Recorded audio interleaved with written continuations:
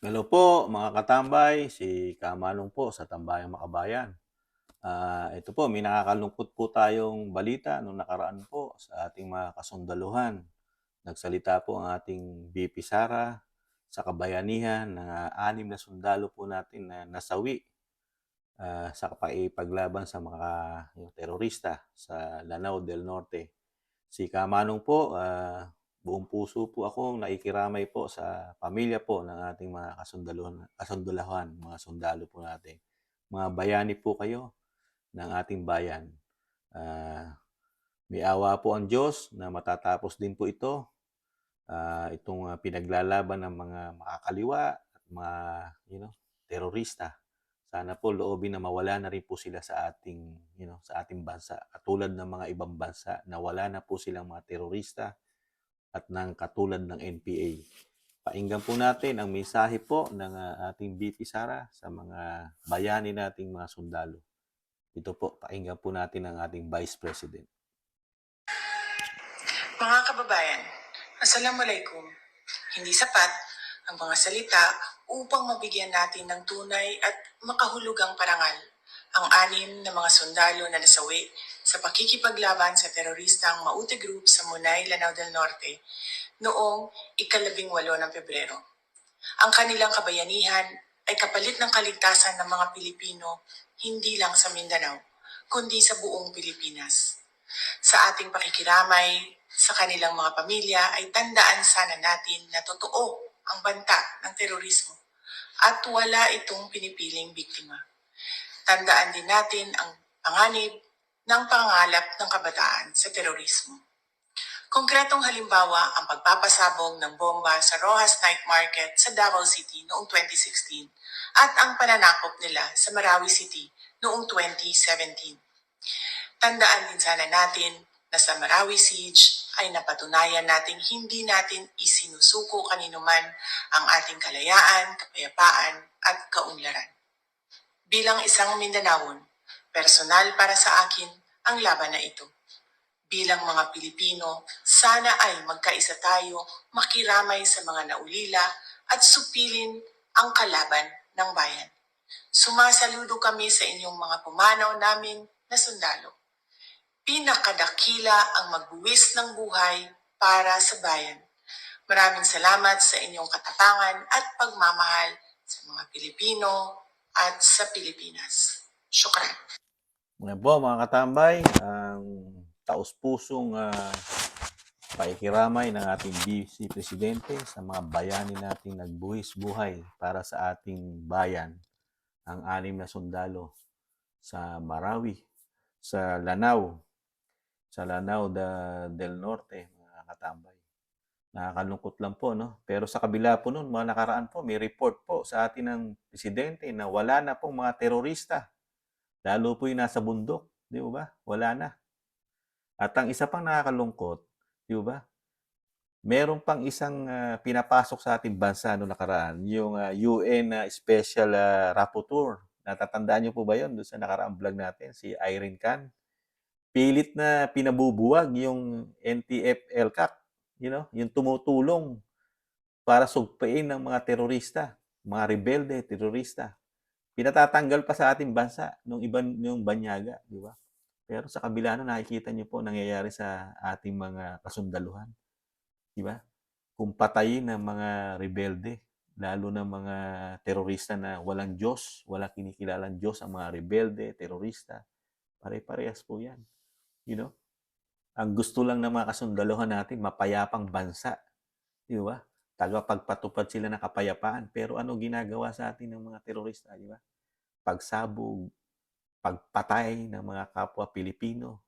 Nakakalungkot, Pilipino rin ang mga terorista, di ba? Terorista, Pilipino, mga rebelde, di ba? Tapos meron tayong gobyerno ngayon na parang hindi ganun ka-agresibo. Di umano ang gobyerno natin ngayon, di ba?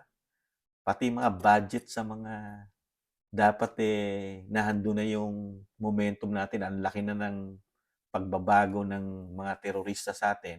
Ang laki na nabawas, lalo na mga NPA sa panahon ni Pangulong Duterte. Pero ngayon, nakita niyo po ang nangyayari sa gobyerno natin.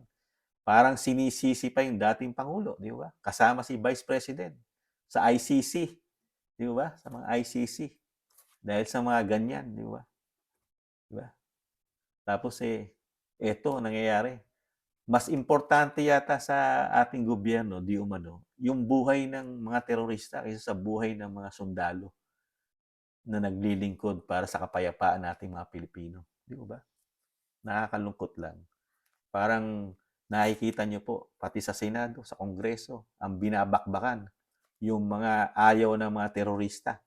Yung mga lumalaban sa terorista ang binabakbakan. Meron pa nga istasyon, nakaisa-isang channel na tumutulong para ilatag lahat at sabihin sa mga Pilipino yung ginagawa ng mga terorista.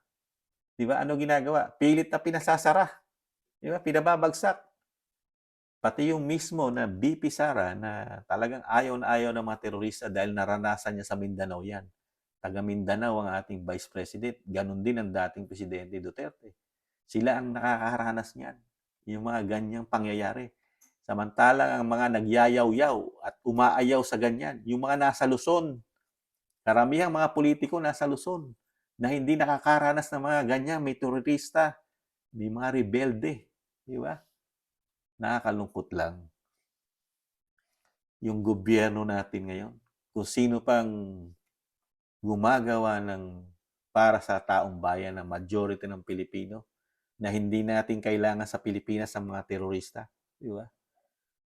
Pero anong nangyayari? For how many long years? More than 50 years na ang NPA, di ba? Tapos mga terorista, di ba? Ang gulo. Walang nangyayari, di ba? Merong isang presidente taga Mindanao nag-push. Ayaw naman suportahan. Ayaw suportahan. Hindi natin malaman. Baka napakarami na rin terorista at kaalyado ng makakalimang grupo ang nasa Kongreso. Kaya hindi talaga matatapos. Ganon din sa Senado.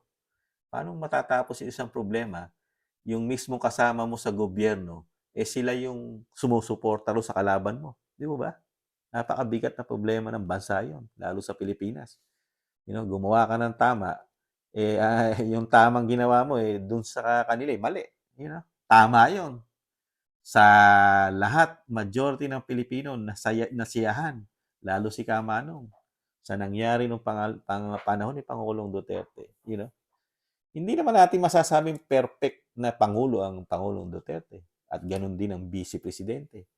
Kaya lang nakikita natin, may ginagawa sila, aksyon sa mga problema ng bayan. Hindi mo, tao yan. Nagkakasala rin ng mga presidente. Si Pangulong Duterte, hindi perfect na presidente yan, mga katambay. Hindi ko inaangat si Pangulong Duterte. Ang tinitingnan ko sa kanya, yung nagawa niya na 6 na taon, mga katambay. Hindi ako panatiko ni Pangulong Duterte. Ang titingnan ko lang, kahit meron siyang mali, aayunan ko. Hindi po ganun si Kamanong. Pag may nakita akong mali, hindi maganda kay Pangulong Duterte at kay BP Sara, kukomentuhan ko po yun, mga katambay. Pero wala pa akong nakikita eh. Ano ang binigay lang nila kay BP Sara, di ba? Confidential fund na natabunan na. Wala nang issue, di ba? Tapos eto ngayon, ganito. Nasingit ko lang po yung mga katambay. Pero nakakalungkot po, di ba, ating mga kasundaluhan. Nagbubuwis ng buhay na dapat wala na. Nasa gobyerno talaga ang ikalulutas ng problema natin sa mga terorista sa makakaliwang grupo. Nasa gobyerno, nasa presidente. Pagka ang presidente natin, lalambot-lambot, tahimik, ganyan po mangyayari sa bayan natin. Marami pang mamamatay na di umano na mga kasundaluhan natin na walang suporta, walang aksyon, walang tapang, tahimik. Mas gusto ko pa yung sinasabi nila mamamatay tao. Na sinasabi nila di umano maraming napatay na si Pangulong Duterte. Pero nakita mo, yung nangyari, impact. Walang masyadong masundalong namamatay sa panahon niya. Ang namamatay, yung lumalaban sa gobyerno. Pero ngayon, baliktad. Ang namamatay, mga sundalo. Di ba? Mga sundalo, mga karamihan na namamatay ngayon.